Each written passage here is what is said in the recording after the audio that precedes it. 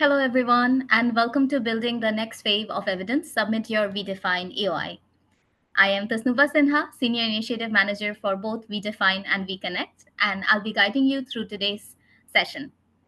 Thank you all for joining us. It's wonderful to see such a diverse group of participants across different regions, including researchers, practitioners, all here to learn about the next cycle of WEE-DiFine. Before we begin, uh, we have a couple of ice-breaking questions that you will see in right about now.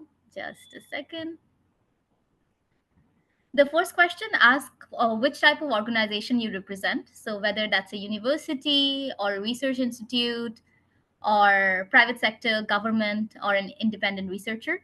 We have second question that we just want to learn a little bit about your familiarity with WEE-DiFine, whether you have followed our previous calls or if this is the first introduction to this initiative. We'll take a few seconds for everyone to respond.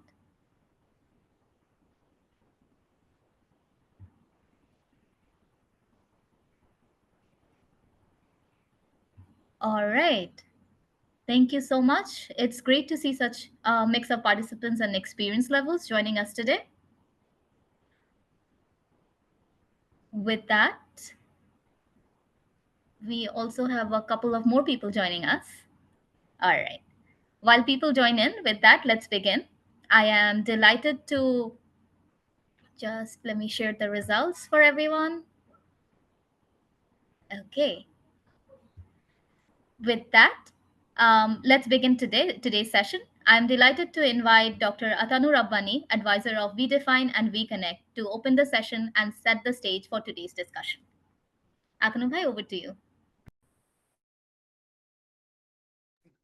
Thank you so much. Before I share my slides, I don't have a lot of time, and I should not be taking a lot of time because we also want to hear from you. What I'll do, I'll share a project which is related to the idea of digital finance, it is not. The gender plays a big part of it, but it was not specifically targeted for that. But just by design, gender actually has an implication for our project. So let me share my slides.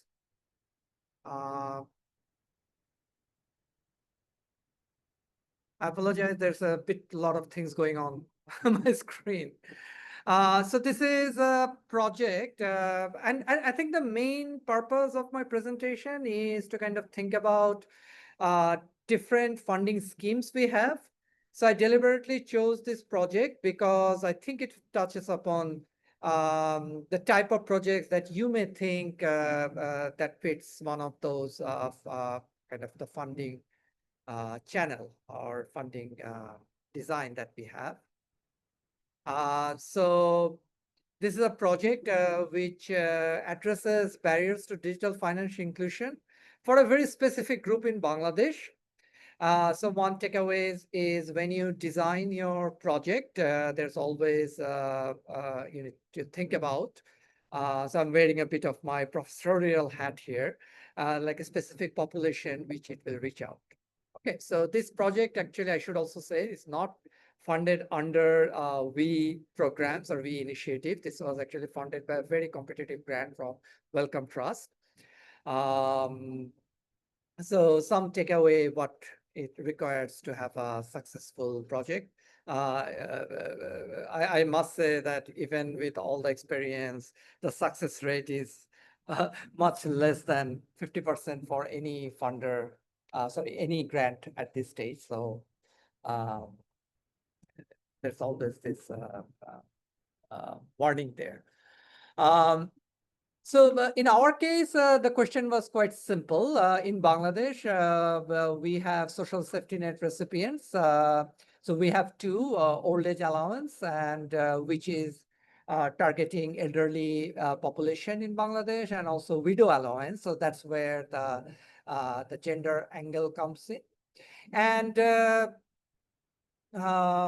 it's large. So we have about more than 10 million social safety net beneficiaries in Bangladesh. And for this particular two programs, these two are the largest. We have about 9 million. So just kind of put it in a scale. I think some of the Scandinavian countries probably have a population smaller than total number of social safety net beneficiaries in Bangladesh. So Sweden probably is the largest one, which has about population size of 9 million. Maybe I'm under reporting a bit, but you can see it's fairly large. The problem is everybody receives the social safety net in their phone, but uncorrected presbyopia or kind of short-sightedness is or kind of problem of reading close proximity is very it's a big issue in Bangladesh. So our idea is if you give them free classes, do you see that digital financial inclusion increases for our population group? And this slide is, I would say, maybe relevant for you because you can see that it was, we actually did a lot of different research method. And I apologize for misnumbering the steps here. But the type of project that you can think of, for example, conduct very strong formative research to understand whether certain intervention that you have in mind, whether it is feasible, is it even relevant for the population or you're thinking of, and we actually have a funding window specifically for this kind of grants, right? If I'm not mistaken. We also, for example, I'll actually show you some results from the step 1B. So develop a tool to assess numeracy, dexterity, and cognitive ability, because elderly women and elderly population in general, in Bangladesh in particular, they have their older cohorts. So the numeracy, the education level is low. They also have problem sometimes working with smartphones. So hand dexterity, finger dexterity is a problem. And also, they're old, so some of them, not all, actually show cognitive decline. So we also need to worry about that. So the main reason I'm mentioning it, we have a great idea that glasses will be good for using smartphone for, say, digital financial service app. But if your population has this kind of barriers, even your intervention may not be sufficient. So we used a tool to specify or find a population or subpopulation as a sample for whom our intervention is even relevant. We ran a pilot study so focusing on implementation, whether we actually could deliver the fidelity of our intervention, and then we actually ran the trial. So sometimes many times in our proposal, we struggle when a research team has proposed an intervention, maybe a trial, but we are not quite sure whether a formative research already taken place or not. So this is something that we may want. So I'll skip. I think I'm taking more time than I should. We had 484 participants. Actually, we think that was the target, but we had more participants because we also worried about attrition. Sorry. So we had specific inclusion and exclusion criteria. This is also something that we take we think about very carefully when we receive a proposal. And we also, you need to be very specific about what outcomes that you're interested in. So in our case, it was change in average number of transactions. And we actually measure it through data collected from the digital financial service provider. There were a lot of issues. We actually had to go through multiple approval process. And our final approval process actually went to the Central Bank of Bangladesh. Reason I'm saying that at one perspective, proposing this kind of data collection is certainly very lucrative, and it actually gives us us in the sense our reviewers a lot more confidence. But you need to be very careful that you can collect such data within the timeline of your project lifecycle. And we had a bunch of secondary outcomes. In this particular project, we had very specific pre-analysis plan, which we registered at multiple organizations. So we had a clinical trial unit. For social science research, and some of you will probably come from that background, this is not always necessary, but this is in our case, whenever we made any changes in any outcomes throughout the research, over the life cycle of the research, we had to go back and seek permission and everything. So coming back to that NDC test, and we actually have a funding window for developing new tools. So this is an example. So we develop a tool where they would just hear a number, like a sequence of numbers, and all they have to do is pick up the phone, and in that app, they just have to press those numbers, and we collect how many of them are correct and how long it took to enter the data. The main problem was initially we had a very little success. So to get a number of about 500 recipients, we had to screen a lot more people than we had money for, the budget for.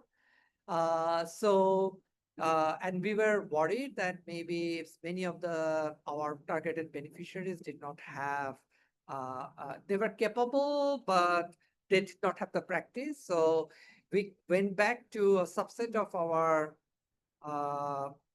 the people we tested, and we told them beforehand, I think the previous night or a day before, that we will come back and do the test again.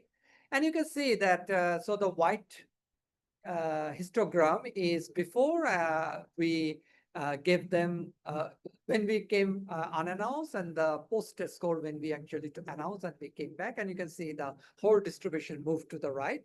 Some of them actually did worse than before, which was unfortunate, but many of them actually did much better than. So these are the kind of tool you can think of, and you can even propose it as part of your research proposal. Lastly, this is the data from Bikash. So this is a very raw data. This is not any analysis, and these are the kind of data actually we were very excited with. So thank you. Again, the main takeaway is you don't have to do everything in one project, the one that I showed you, but you can think about which part you may want to pursue more convincingly. And obviously, it's up to you what you want to do. You can do a mixed method study with many different components, but whatever you propose, I think you need to be very convincing and very specific. And it also needs to justify the resource that you will be asking for. The value for money needs to be convincing and rational to have a successful EOI and eventually a proper proposal. So I'll stop here. Obviously, I would love to kind of entertain any question that you may have. Sometimes I'll call upon Kim and my other team members if needs to be. So I'll stop here. Kim, over to you. Thank you so much, Asribai, and thank you, Tasnuba, as well. Welcome, everyone. It's great to see you. I see so many familiar names and faces, including from folks that I recently met in Accra, as well as many new faces. So everyone is welcome and great to see you. I will pull up my slides for you. If you're new to WEE-DiFine, my name's Kim. I'm the director of the WE initiatives. And of course, I'm joined by my colleagues Atonu and Tasnuba, who are also WE team members. So to give you a bit of background, WE-DiFine is an initiative of the BRAC Institute of Governance and Development in Bangladesh, and our projects are supported by the Gates Foundation.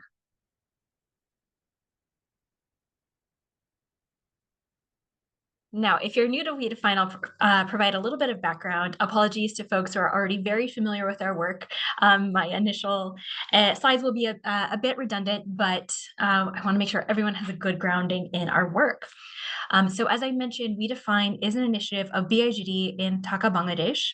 I myself am usually based in the US, but the rest of my team is either based in Bangladesh or Kenya. And WEE-DiFine was established back in 2019 to generate a comprehensive body of evidence that examines the interplay of digital financial services and women's economic empowerment. And specifically, we're interested in investigating the causal mechanisms that underplay between these two. And those are explained in detail in our initiative white paper on our website. I definitely recommend checking out that paper, especially if you plan to submit to WEE-DiFine, as we'll definitely look for a strong foundation in our existing theory. WEE-DiFine has a geographical focus on South Asia, Southeast Asia, and Sub-Saharan Africa. There are a few factors that make us a bit different as a donor in the space of development economics research. As I mentioned, we are based in the Global South. Don't let my appearance or location fool you. The rest of our team is based in Bangladesh and Kenya, as I mentioned. And historically, we have helped teams prepare competitive proposals through a variety of resources. In the past, we've been able to offer one-on-one coaching calls, both technical and financial. We have also offered feedback to all applicants, and we've developed a variety of online resources that are still available to help you understand what we're looking for in a competitive proposal. Another important component to our work is we seek to level the playing field for academics that are often excluded in the competitive funding process. And of course, we prize mixed methods research as well.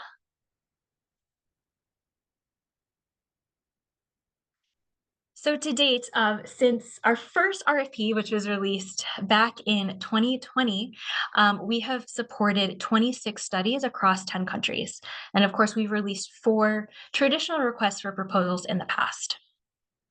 So far, we've committed about $2.7 million to these studies. And of course, we're still going.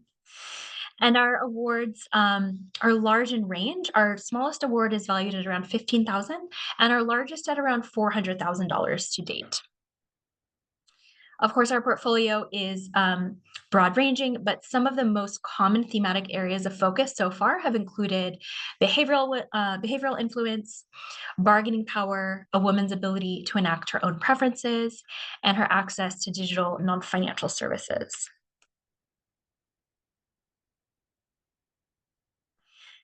If you're new to WEE-DiFine, I'll go through our different funding opportunities in a bit of detail today.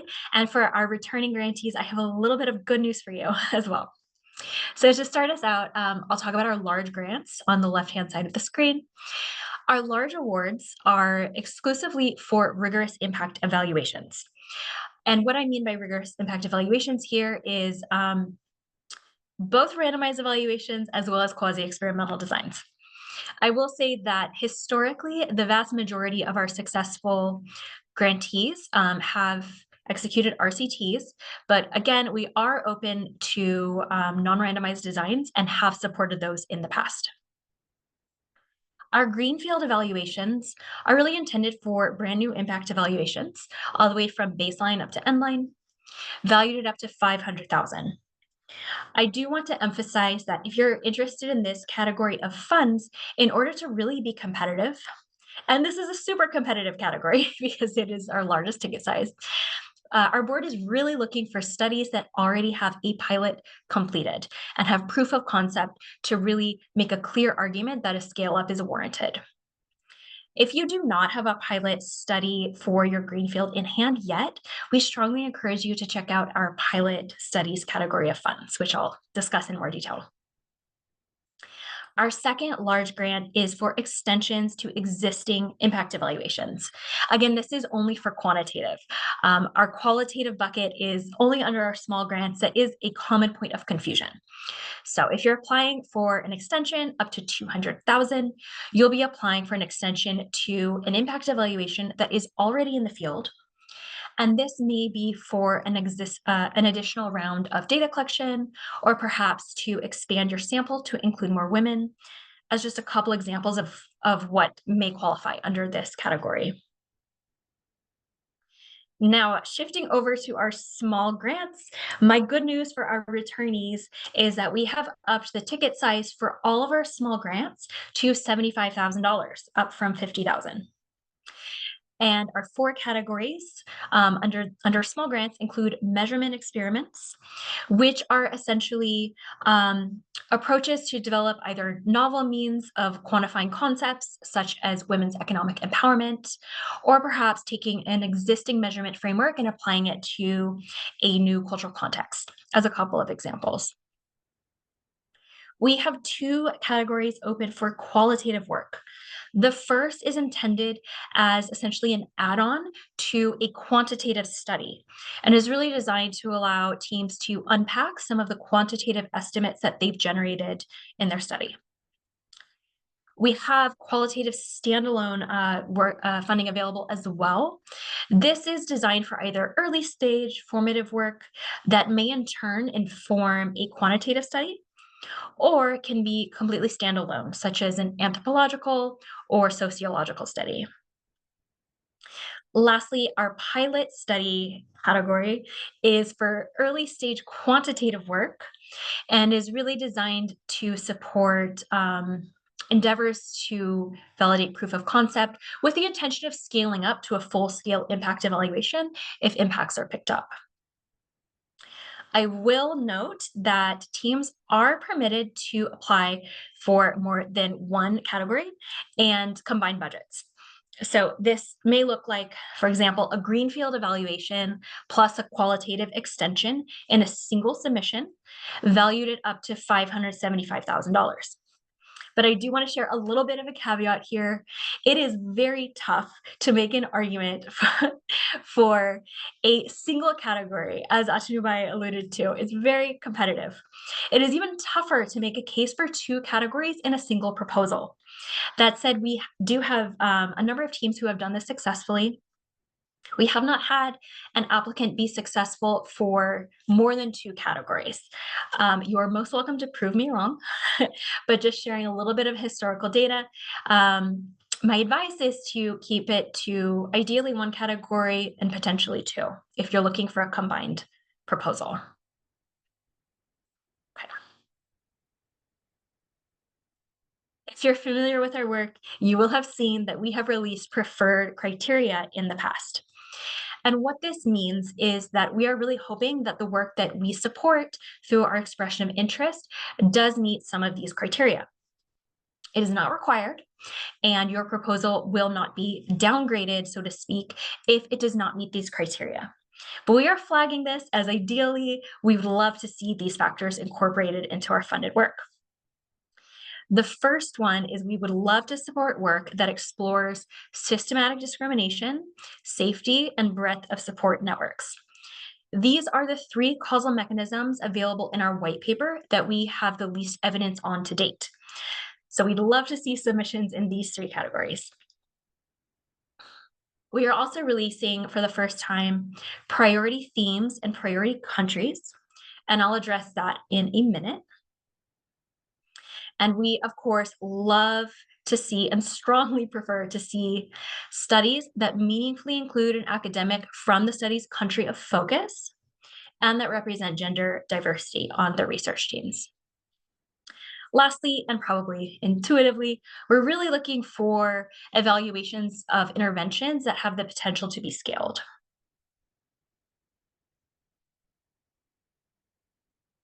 All right, priority themes. So this is a new one under WEE-DiFine. Priority themes are new areas of focus that, again, we're really interested in funding in the 2026 year. These are not required. Your proposal will not be downgraded if it doesn't address these themes, but this is what we're particularly excited about right now. And you will not find more information on this in the white paper. You will find that information more thoroughly detailed in our expression of interest guidelines and supporting documents. To give you a little bit of context, right now we are particularly excited about work that focuses on reducing harms and risks that women experience in the DFS landscape. This may include online fraud, online harassment, or even tech-facilitated gender-based violence. We are also really looking for work that includes representative samples. What I mean by this is we would strongly prefer to support work whose sample is representative of a broad swath of women in a particular context, as opposed to, say, a study that focuses on a very specific niche population. The reason being we're looking for work that has very broad policy relevance. Next, we're excited about work that may improve business cases for DFS products designed for women. And in terms of specific interventions, we're excited about emerging technologies, particularly AI and voice-based interventions. We're excited about interventions that focus on improving women's access to DFS. And lastly, we're excited about really targeted work that focuses on the level of either the consumer, provider, or regulator, and that it will be designed to generate very clear takeaways for these three audiences. Importantly, I do want to flag for you that we are no longer open to considering studies on smartphone financing or smartphone distribution programs. That is the only area that we have supported in the past that we are no longer open to considering at this time. Moving on to priority countries. Similarly, as I've mentioned, we're excited about these contexts. If your study is based in a different context, that is okay. It does not mean that you have that your proposal will be downgraded in any way or not be considered competitive. But these are the 9 priority countries for us in the year 2026. If you would like an exhaustive list of the countries that we are open to, please do check out our resources page on our website. There is an FAQ document that lists every single country in all 3 regions that we are open to considering. All right, if you are familiar with WEE-DiFine, you will likely have noted that we have a new process. The reason that we are releasing a new process in the 2026 year is really ideally to help both help us react a little bit more quickly and also help applicants apply in a manner and on a timeline that works for them and makes sense for their work. So this EOI process will enable us to get back to you a little bit more quickly with a final response. And it will allow applicants to apply within a window that makes sense for their research. In the past, our RFPs have been traditional, they've been very time-bound, and we acknowledge that research doesn't always work that way.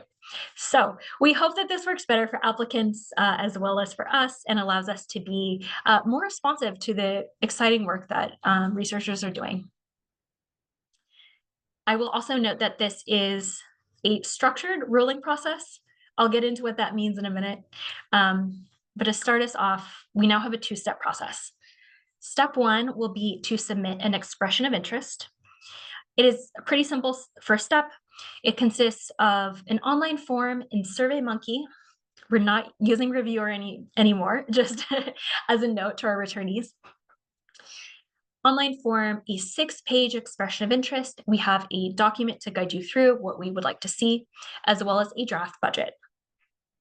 Once you submit that online, we will get back to you within 10 business days with 1 of 3 responses. Either a full proposal will be requested without any comments or questions.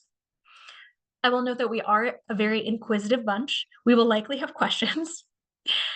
So it's likely that if you are invited to submit a full proposal, we'll probably have some comments and questions, just knowing our own personalities historically.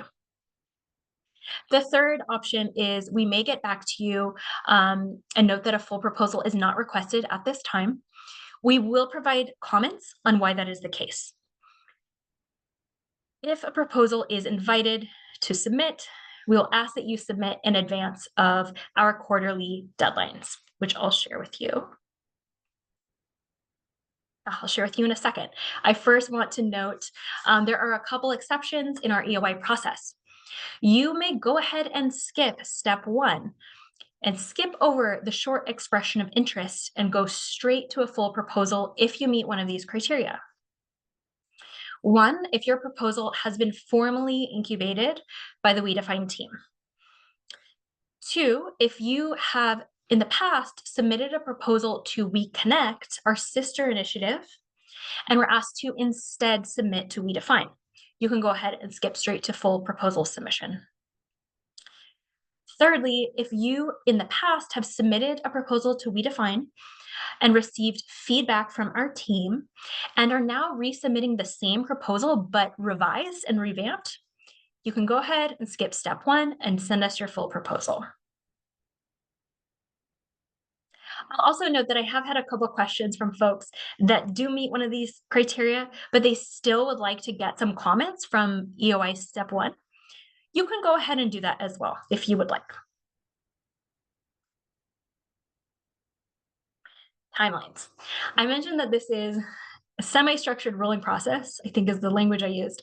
What this means is that in 2026, we will be bumping over full proposals to our board to review on a quarterly basis. And those are the dates you see on the left-hand side. So there will be 4 board reviews during which our board will make decisions. In order to facilitate that process for the board, we do have deadlines for full proposals. If you would like your full proposal to be considered by the board in February of 2026, we request your full proposal by December 15th of this year. So there's about a 2-ish month lead time in terms of when we would like to receive the proposal versus when you will hear from us with a decision. Okay. And again, there are 4 deadlines, so to speak, throughout the 2026 year.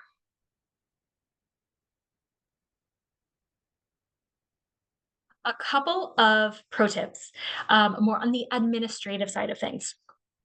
So I want to emphasize that these deadlines over here, December 15th, March, June, September 15th, these are all for full proposals. These are not for an expression of interest.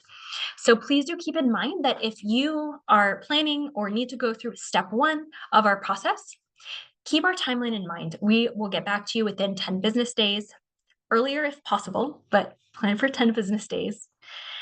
And depending on your decision, you will then need time to write your full proposal for us. So please do keep these timelines in mind. We don't have any stated deadlines for expression of interest, just for the full proposals. So if your EOI comes in, let's say December 10th, unfortunately, there's no way we'll be able to get back to you in time and give you time to write a full submission, proposal submission, in order to be considered for that board review period. The good news is if you miss the deadline, we can just bump you over to the next consideration cycle. I hope that makes sense. We'll have time for questions. My next pro tip is, as I've mentioned, please don't stress if your proposal doesn't nicely fit into the many different preferred criteria that we've thrown at you today. I know we've given you a lot of information to consider and a lot of preferences, but ultimately, we want to fund high quality, relevant research that's within our scope of WEE-DiFine. If you feel like your study meets that, but doesn't check the boxes of our preferred criteria, we absolutely still want to see your proposal. So I hope this helps teams not feel discouraged. And my last pro tip on the admin side is please do take note of our own timelines. At this time, we are requesting that all projects wrap up by July 2027. What I mean by that is we need all internally facing reports in our hands at that time. This does not include working papers, policy briefs, which we can allow a little more time for. So please do keep that timeline in mind. I will note that there is this timeline may change for us in terms of being bumped back a bit, but right now, let us all please consider the July 2027 timeline, and we will certainly let you know if that gets bumped back at all. Okay. More kind of contextual pro tips. My first one is to please be sure to describe your intervention as relevant in your proposal super clearly. It is really common that we receive fantastic proposals that check all of our technical boxes that have, fantastic methodologies, etc. But our readers and our board just isn't very clear on what the intervention actually is. As I mentioned, we're an inquisitive bunch. We really want to know exactly the intervention that you're evaluating and why. So I know we asked for a lot in a very few pages, but please be sure to prioritize space for very clearly explaining the intervention that you're evaluating. Relatedly, if you are evaluating an intervention that is going to be implemented by an external partner, you absolutely must have a letter from that implementing partner that describes their commitment to the study. To clarify what this means, this is often a point of confusion. We don't mean your data collection firm or the research firm that you're working with in country, though you're welcome to provide a letter. We mean the partner that's actually rolling out the intervention that you're evaluating. And the reason that we ask for this is we really want to be sure that the implementing partner is fully on board with your study well in advance to help ensure no misunderstandings, no timeline delays. And this is particularly relevant in the case of any randomized design, and especially if there's a pure control group. So please do get that to us. In the past, we've been able to give some teams a little bit more time if they don't have that letter in hand right away. Moving forward, we really need that at the time of submission. My last pro tip for you today is please don't leave your budget and your corresponding budget narrative to the last minute. Again, if you've worked with us before, we're really into the weeds on the finances. We like to understand the details of your budget. We want us to understand it very clearly, and we do take the budget seriously. So please do take the time to really fully prepare that budget and the corresponding narrative to make the best case for your proposal. That is all I have for you today. I'm sure I will have a lot of questions, and we're here to answer them. I think I already see some questions in the chat. Great. If you have a question, please go ahead and drop it in the chat, and I will just go one by one. If I don't answer your question today, you are, of course, welcome to email us at any time. To start us out, from Rebecca, can we team up across countries? Rebecca, I think I can interpret your question in two ways. First, whether the research team can be based across various countries. Absolutely, yes. If you're looking at the actual study being conducted across countries, you can. And we have at least 2 studies that come to my mind right now that actually survey samples across a variety of countries. One, in fact, has a sample across most countries in sub-Saharan Africa.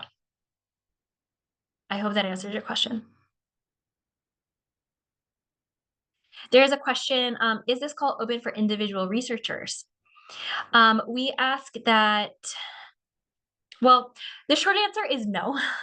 And this is because for every award that we set up, we go through a thorough due diligence process. And due to the nature of our contracts, we really need to be working with institutions that are set up to manage awards in this way. So if you're an individual researcher, I do recommend applying through an institution, whether that's a university, an NGO, et cetera. We're agnostic as to the affiliation of the institution, but unfortunately, we cannot issue funds to individuals.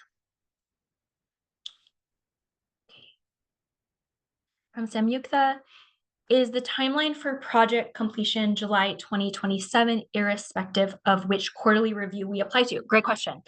My short answer is yes. But as I mentioned, this may be subject to be bumped back.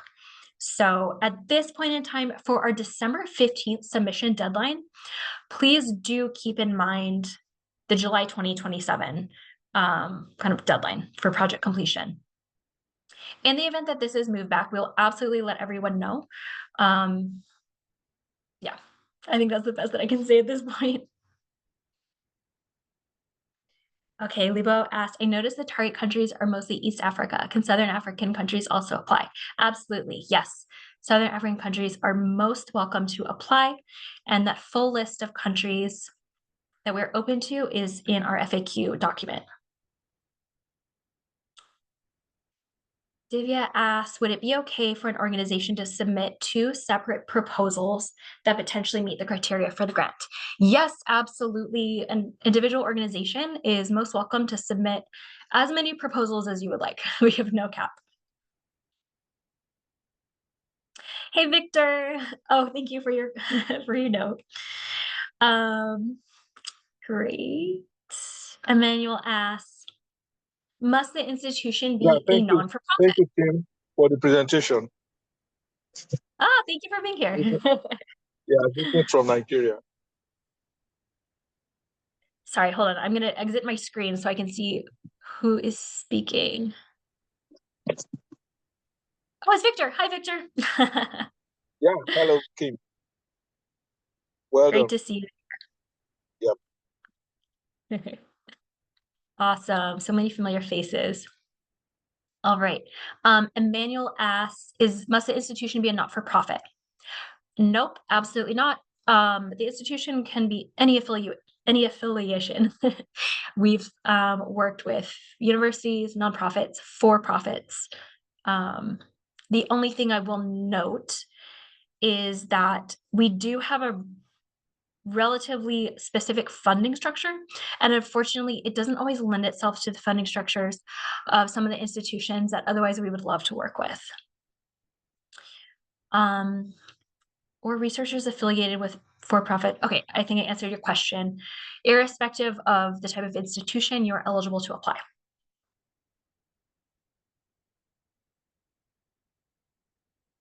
What went into this selection part of the countries? So those are the 9 countries that we're prioritizing at this time.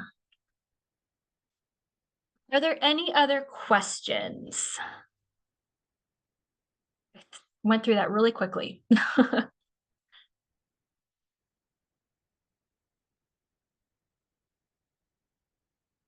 One new message timeline for the EOIs. So our timeline is only on the full submission, the full proposal submission. So there's our quarterly submission deadlines, but the EOI is on your own time. So depending on when you want your full, assuming you're invited to submit a full proposal, you need to factor in your own EOI time accordingly to give us enough time to review it and give yourself enough time to write a full proposal.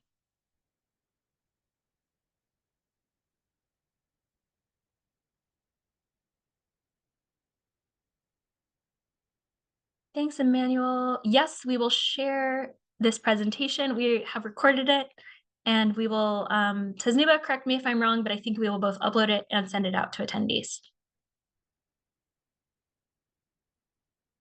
Nice to see you, Emmy.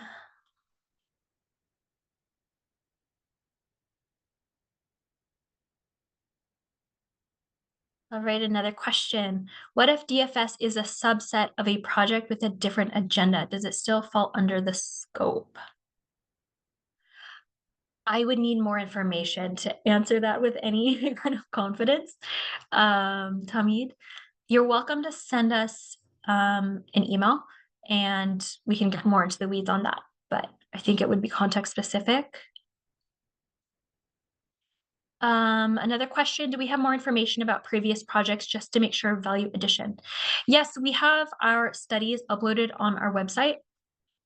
We have the majority of studies uploaded. We're still working on the profiles for some, but I believe you'll find 20 of our WEE-DiFine studies on our project profiles tab on our website. And you could also check out our sister initiative, We Connect, which is newer. And we also have our project profiles there. And that can give you a sense of the type of work that we funded in the past. There is an ask for the link. Tasnuba, would you mind dropping in the chat the link to our project profiles page, please?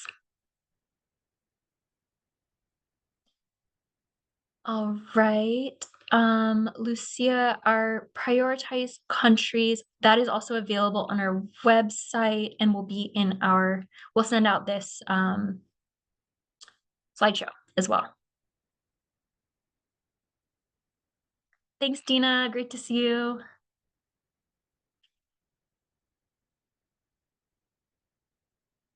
All right. I was expecting a lot more questions today. So, we still have about 14 minutes if anyone has further questions.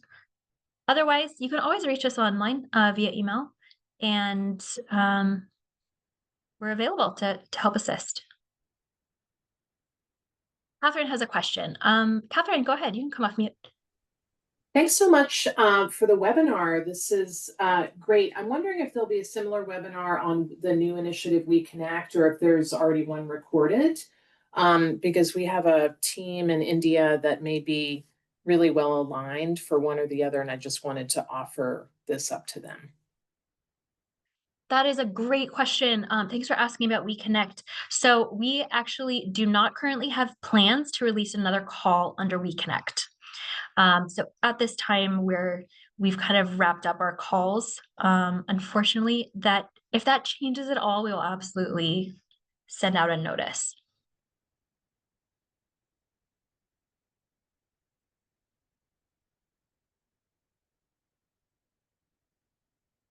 All right, well, that is all the information that Atonu and I have prepared for everyone today. Thank you everyone for being here. I hope this was helpful, and we really look forward to engaging with you and seeing your submissions.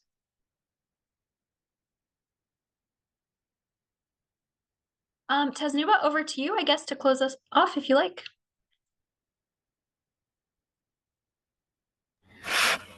Thank you all. Thank you, Atonu Bhai, Kim, for the wonderful presentations. As Kim mentioned, we will be sending out our slides and with a follow-up email. And again, everything will be uploaded on the website as well. The EOI page has FAQs and all the other resources. So we will also include that in the email. So yeah, thank you all.